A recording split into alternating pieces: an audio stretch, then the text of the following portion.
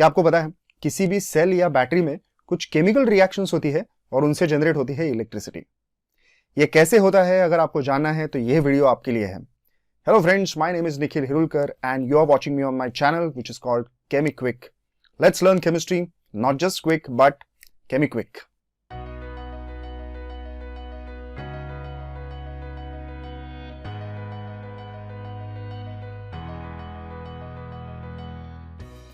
चाहे आपकी मोबाइल की बैटरी हो या फिर कार की बैटरी हो या फिर रिमोट कंट्रोल्स या फिर टॉयज में जो सेल्स होते हैं वो हो या फिर रिस्ट वॉचेस में जो चपटी वाली सेल्स नहीं होती वो हो, इन सारे सेल्स और बैटरीज को कलेक्टिवली कहा जाता है गैल्वानिक सेल या वोल्टाइक सेल। और इन गैल्वानिक या वोल्टाइक सेल्स में जो रिएक्शंस होती है उनको कहा जाता है स्पॉन्टेनियस रेडॉक्स रिएक्शंस। एक बात याद रखिए, स्पॉन्टेनियस इस वर्ड का मतलब इंस्टेंटेनियस नहीं है। इंस्टेंटेनियस मतलब क्विक, लेकिन स्पॉन्टेनियस रिएक्शन का मतलब होता है the reaction which takes place on its own without any external force. तो स्पॉन्टेनियस रेडॉक्स रिएक्शंस, रेडॉक्स का मतलब मैक्सिमम लोगों को पता होता है। अगर आपको नहीं पता है तो मैं एक वर्ल्ड फेमस निमोनिक बता देता हूं, oil rig. Oxidation is loss, reduction is gain. Oxidation is loss of electrons, reduction is gain of electrons. तो ऑक्सीडेशन और रिडक्शन का कॉम्बिनेशन मतलब redox reaction. Spontaneous redox reactions carry out करके इन galvanic या voltaic sales में electricity generate की जाती है। देखते हैं कैसे। जो एग्जांपल्स मैंने थोड़ी देर पहले आपको दिए थे, those are quite modern and advanced galvanic sales.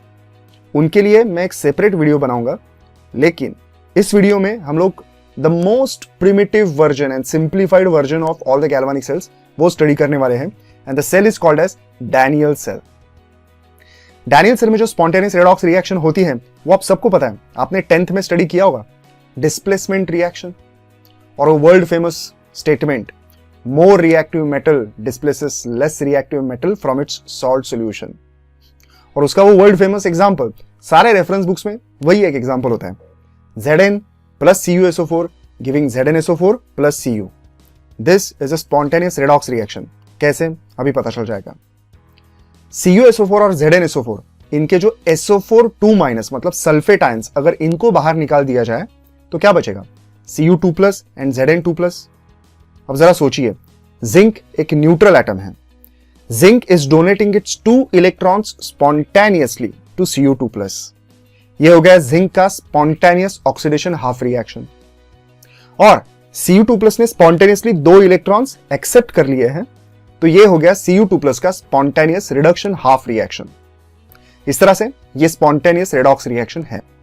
अब देखते हैं कि डैनियल ने किस तरह से इस रिएक्शन को कैरी आउट करके इलेक्ट्रिसिटी जनरेट की।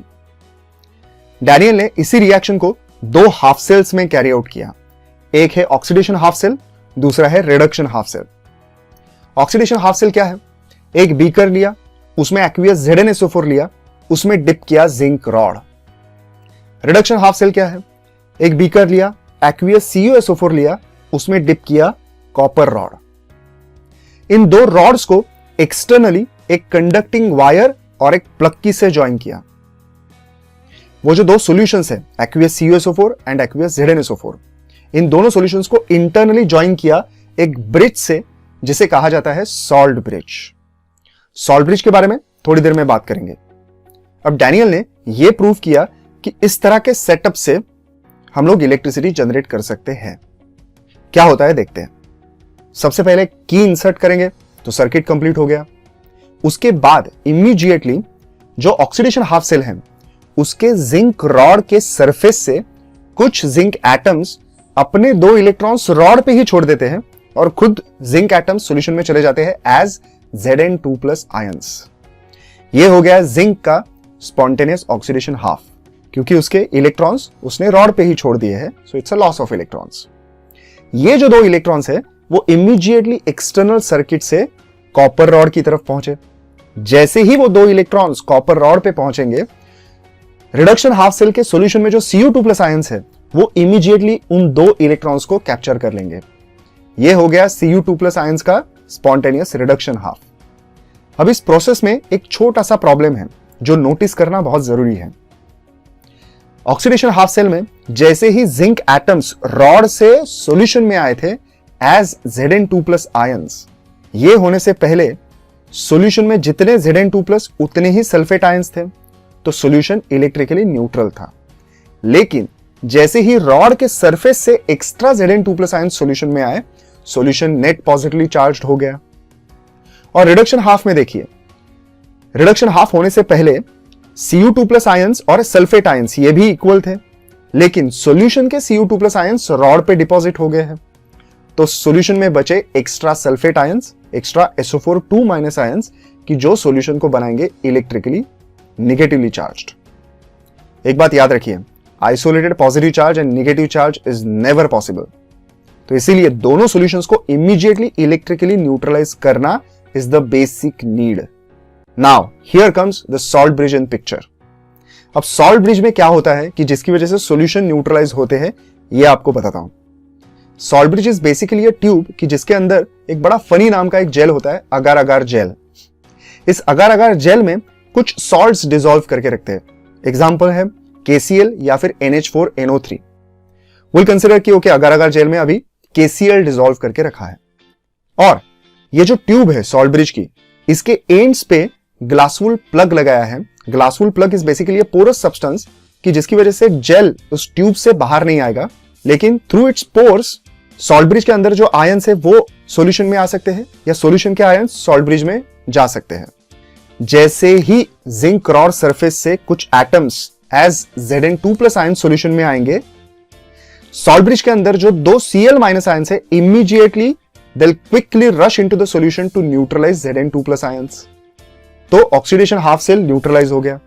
और रिडक्शन हाफ सेल में जैसे ही Cu2+ आयंस रॉड पे जाके डिपॉजिट हो जाते हैं, और सॉल्यूशन में जो सल्फेट आयंस बचते हैं, एक्स्ट्रा सल्फेट आयंस, उनको न्यूट्रलाइज करने के लिए इमीडिएटली सॉल्ट ब्रिज के अंदर जो 2 K+ आयंस है, they will quickly rush into the solution to neutralize sulphate ions. तो हो गए दोनों सॉल्यूशंस इलेक्ट्रिकली न्यूट्रल, और इस तरह से ये रिएक्शन भी कंप्लीट हो गई।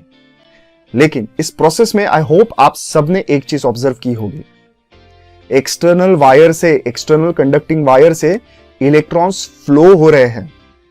करंट इलेक्ट्रिसिटी क्या होता है?